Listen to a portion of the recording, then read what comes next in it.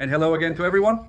Once again, the frequently asked question section. The next question that most often interests our subscribers, our friends, is what level of phosphate to maintain in your system and what it depends on. Specifically, the choice of that level, meaning there are many offers and recommendations on the market to maintain the phosphate level as close to zero as possible, or some recommend higher for more stability. Stable maintenance of this phosphate is simply easier to control when it is at a certain level, and because when it decreases by units from the level, it's only 20%. But if your phosphate level drops from units by 2 units, then it results in a 200% drop. That is, you get the death of your corals due to such a drop.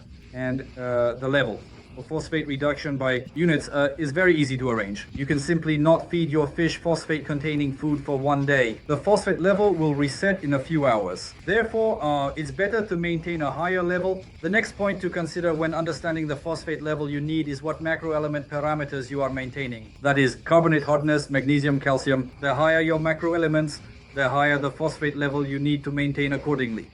If you are using Red Sea Coral Pro Salt, which contains a carbonate hardness of about 12, then you need a phosphate level not lower or even closer. Otherwise, if your level is lower, your corals will not receive enough nutrients. And you will notice the peeling tips of the corals, meaning there will be all the signs of burning, scorching of the corals. That is, the tips usually become exposed with a slight sudden drop in carbonate, or rather a drop in phosphate. So you will see these peelings, specifically the upper parts of your SPS corals, becoming exposed.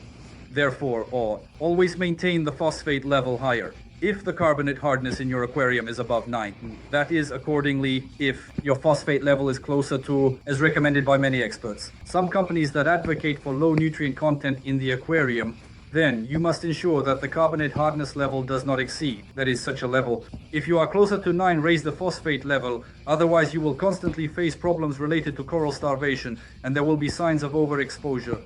That is, if you see signs of overexposure in your aquarium, slightly increase the phosphate or reduce the carbonate hardness, calcium and magnesium. That is, to the minimum values, the minimally possible values at which corals can grow.